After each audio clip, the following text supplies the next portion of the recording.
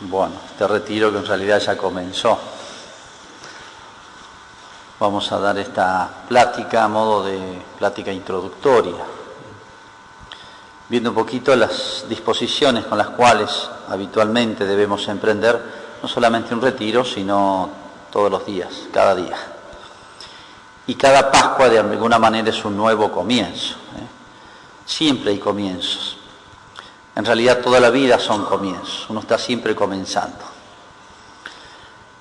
Y recordando, creo que es muy útil para crear el espíritu y aprovechar este retiro, es detener un poquito la mirada en aquel personaje tan cercano a Jesús, que era María, hermana de Lázaro, que recibió ese elogio de Cristo.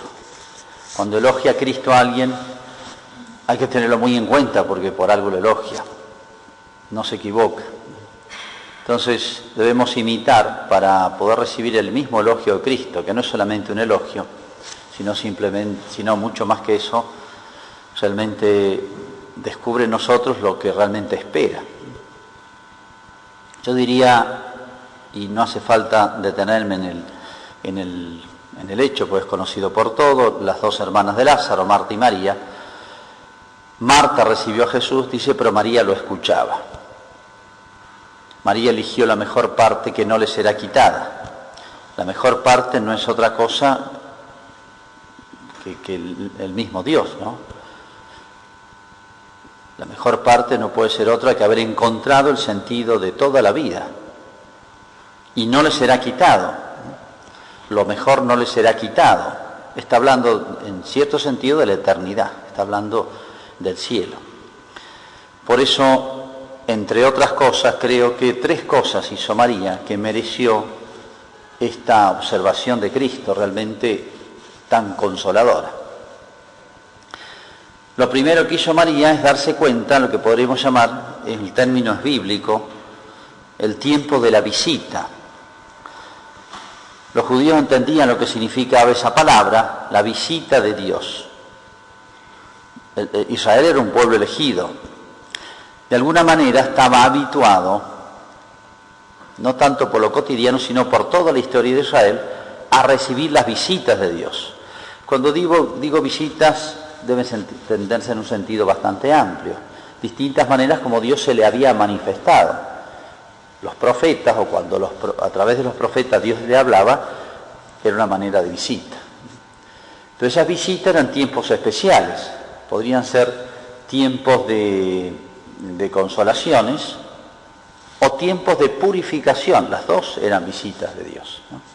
Fíjense que por San Lucas se nos dice: bendito sea el Señor, el cántico, porque ha visitado y redimido a su pueblo. Si tantas maneras de visita habían antes en el Antiguo Testamento, la encarnación es la visita.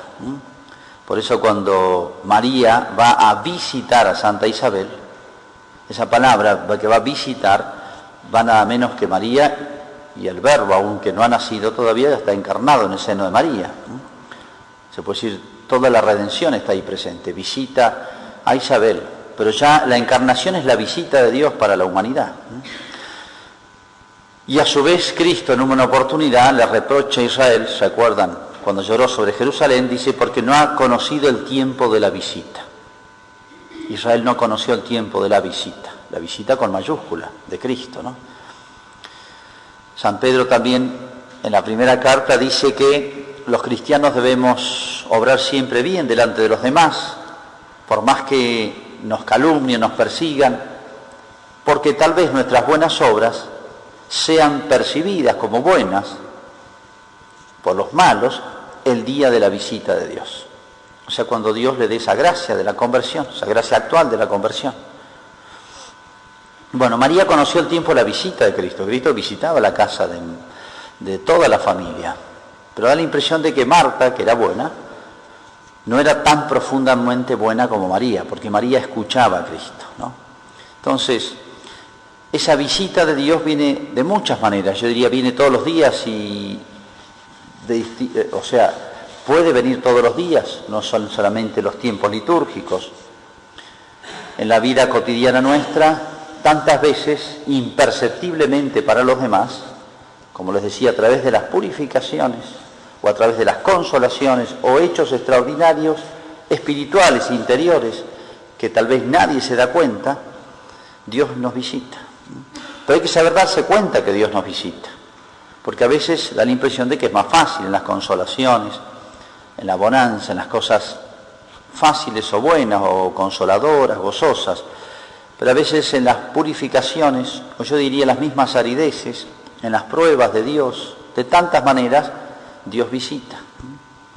Fíjense que Dios visita a la familia de Lázaro también con el dolor de la muerte de Lázaro. Después vino el consuelo de la resurrección, pero primero es una visita de Cristo. Cristo visitaba a esta familia probablemente con asiduidad, porque eran muy amigos de él, pero permitió la muerte de una de las personas claves de la familia, y uno sabe cuánto lo sentían.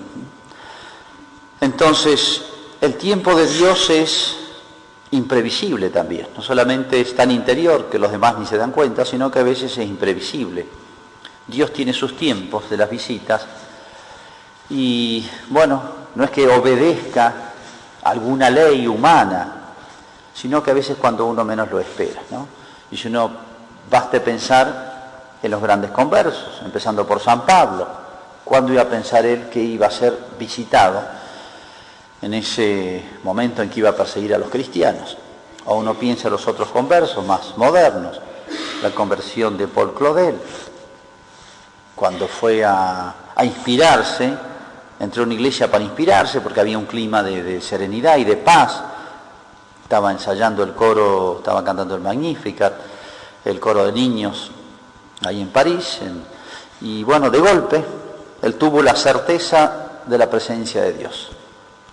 Él en realidad no iba a visitar el Santísimo, iba a un lugar tranquilo a inspirarse. Y sorpresivamente fue visitado por Dios. O la conversión de Froissart también, cuando entró en un templo, era ateo, a acompañar a un amigo. O el famoso judío, el gran pianista, Cohen, que tuvo la certeza, estaban adorando el Santísimo, tuvo la certeza de la presencia del Cristo vivo, pero ni pensó este hombre que iba de golpe iba a tener esa gracia, de esa certeza de la presencia de Cristo. Bueno, pues no solamente los grandes conversos, sino nosotros no estaremos en la lista de los grandes conversos, pero tenemos que estar en la lista de los que nos convertimos todos los días. Bueno, saber encontrar o descubrir ese momento en que Dios visita mi alma. Por eso hay que estar con esa especie de habitual atención a las cosas de Dios, ¿no? Somos como siervos que estamos siempre atentos a las insinuaciones, las voces de nuestro dueño, de nuestro Señor. Conocer el tiempo de la visita, interior, a veces muy profundo, pero esa visita siempre trae las grandes gracias. El tiempo de Dios no es homogéneo, sino heterogéneo. Es heterogéneo, así como el espacio sagrado es heterogéneo. No todo es sagrado. Hay lugares especiales, hay tiempos especiales para Dios. Son los tiempos sacros. Y en nuestra vida también hay tiempos especiales. Y a veces hay como una plenitud de los tiempos. Para la humanidad una plenitud de los tiempos. Envió Dios a su Hijo. ¿Qué significa plenitud de los tiempos? Las expresiones de San Pablo. Hay como una plenitud y momento para Dios. ¿Por qué ese momento? ¿O qué es lo que lo decide, determina? Es un gran misterio, ¿no? Pero en cada persona hay como una pequeña plenitud de los tiempos. O yo diría muchas. Dios multiplica, cuando menos lo esperamos, esa es plenitud de los tiempos, ¿no? Primera cosa entonces que hizo María, saber darse cuenta el momento de la visita de Cristo. Segundo lugar, dejarlo todo por Cristo. Porque uno puede darse cuenta si Marta le hizo pasar a Cristo, pero seguía las cosas de la casa. En cambio María dejaba todo por Cristo, dejaba tiempo. Y uno sabe que las preocupaciones hay muchas siempre, pero hay cosas más importantes. Por eso darse cuenta de la visita de quién, de Cristo, ¿no? María dejaba todo, y es lo que justamente Cristo explícitamente le reprocha a su hermana, y elogia en María. Pero no solamente dejaba el tiempo, sino que después, sin ninguna duda, lo dice San Juan, es esa mujer que rompe el frasco de nardo, le derrama el frasco de nardo en la cabeza y en los pies, dice San Juan. Y San Marcos dice un detalle, ¿no? Dice que rompe el frasco. San Marcos dice que rompe el frasco. Yo creo que en este nardo purísimo todos los evangelistas destacan el valor que tenía, y uno sabe el valor que puede tener para una mujer, mucho más. Es como romper el auto para uno, o un joven la moto, qué sé yo. Bueno, un perfume valiosísimo para la época. Recuerden que los perfumes se traían de muy lejos, eran productos carísimos. Bueno, no solamente le ofrece el nardo, que es lo que más valía para ella, yo creo que eso es lo que significa, sino que rompe el frasco, como diciendo, renuncio hasta el frasco, hasta recuperar el perfume. No es fácil entregar el perfume, y mucho menos de nardo, y mucho menos el frasco, romper el frasco. Es como entregarlo todo. Siempre hay un perfume de nardo que escondemos todos.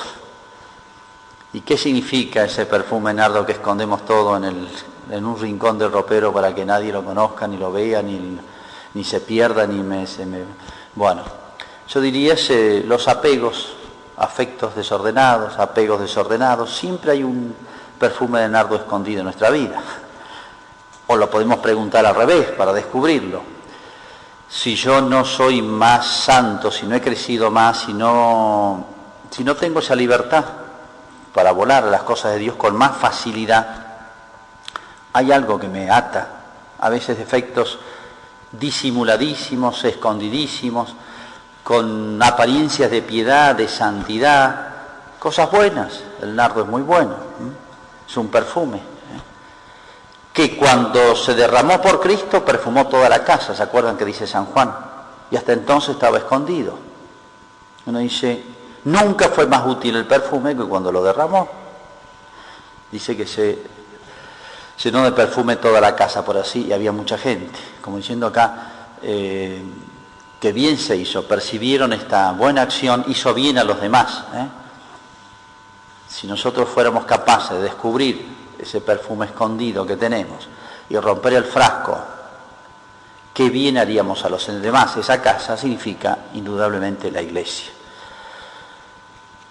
Santa Teresa nos cuenta cómo, todos los grandes maestros de la vida espiritual, cómo cuando realiza su conversión, se acuerdan ante la imagen de un Cristo muy llagado, ella se da cuenta ahí de qué es lo que la ataba, pequeñeces. Era muy charlatana, casualidad, un defecto femenino, muy charlatana de las cosas espirituales, porque se las pasaba hablando de las cosas espirituales, pero se las pasaba en el locutorio. Y entonces eso le impedía ese silencio, ese recogimiento para las cosas de Dios, ¿no? Hasta que ella se da cuenta de este defecto y tiene esa segunda con gran conversión, ¿no? Que significó ya como soltar amarras, por así decir, y empezó otra etapa, la vida espiritual de ella. Y ella, con esa sinceridad que siempre tiene, lo cuenta todo, cuenta sus defectos, ¿no?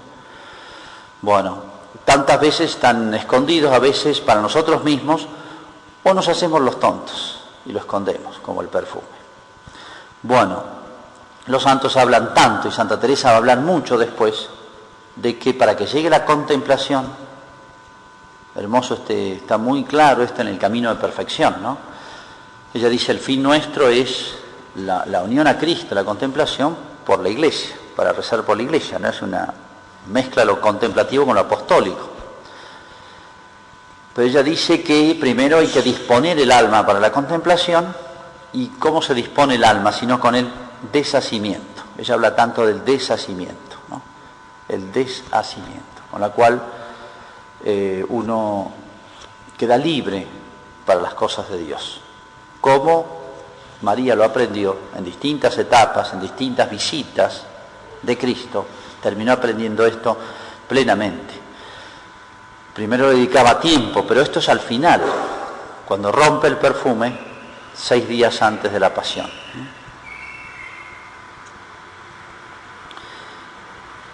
Finalmente, en tercer lugar, María a los pies de Jesús. Y yo creo que esto es lo que explica todo lo de María. Marta, detalles, pero bueno, son significativos. Marta dice que seguía trabajando y cuando muere Lázaro, dice que Marta va al encuentro de Cristo. Marta es activa, no es que sea mala, pero no es un alma profunda, digamos. María va también. Y dice, María llega y se postra a los pies de Jesús. Y lloró. Y Cristo al verla llorar dice que él también lloró. Habría que profundizar qué significa esto, el llanto de Cristo, por qué llora Cristo, ¿no? Pero acá dice San Juan que al verla llorar a María y a los demás judíos lloró también Cristo. Pero María está como cuando lo visitaba para escucharlo a los pies de Jesús. ¿Qué pasa? Uno no rompe, no saca el perfume, el nardo, ni rompe el frasco, si no es por alguien que valga la pena. Si no es por alguien que valga la pena. Bueno, la medida en que, si no hay un conocimiento de Cristo profundo, es imposible que nosotros terminemos de renunciar a nosotros mismos. Nadie puede desasirse de todo por nadie. Yo creo que el secreto de María, de estas distintas actitudes más profundas de ella, es que había entendido más que Marta quién era Cristo. Por eso se postra y estaba a los pies de Cristo, dice. Y ese gesto, cuando muere su hermano, de postrarse, significa que tiene una percepción mucho más grande de la santidad, de la divinidad de Cristo. Para Marta tal vez era un gran profeta, no sé bien qué sería para ella, pero ciertamente era mucho más para María. Todas nuestras renuncias de consagrados, todas nuestras renuncias en el camino de la santidad, esto vale para todos, pero de alguna manera más para nosotros. Y los 3 votos de la vida religiosa es una manera de intentar ese deshacimiento, pero bueno, tantas veces renunciamos y después empezamos a recuperar de a poquito todo lo que renunciamos. Entregamos todo, pero no se hace si no es por Cristo.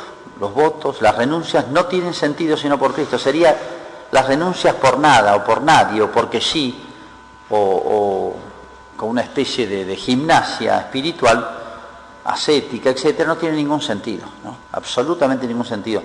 Yo diría hasta sería absurdo hacerlas, ¿no? Pero en la medida en que haya un conocimiento profundo de Cristo, tendrán sentido, tendrán una razón de ser. Yo sé en quién me he confiado o a quién me he confiado, dirá San Pablo. Cuando uno termina de entender, termina. Nunca se acaba, pero me refiero cuando en la medida en que uno tiene ese conocimiento sustancial de Cristo, uno dice aquí en adelante vale la pena la vida y vale la pena hasta la muerte, ¿no? Cristo vale la pena. Entonces vamos a tratar de dedicar estos días al conocimiento de Cristo, algunos de los misterios de Cristo, lo que podamos, algunos pasajes. Yo diría, cada pasaje de la Escritura, cada frase de Cristo, son como pequeñas ventanas que nos hacen asomar hacia un abismo. Uno tiene la impresión de que entrar en Cristo es como entrar en un abismo, tanto en lo humano como mucho más lo divino, pero ya aún en lo humano, en la santidad de Cristo, es entrar en un abismo, ¿no? Pero en la medida en que lo conozcamos, yo creo que es el secreto para poder entregarnos del todo a Él, en lo cual o a lo cual hemos de alguna manera entregado toda la vida, y hay que entregarla y entregarla un poquito más todos los días.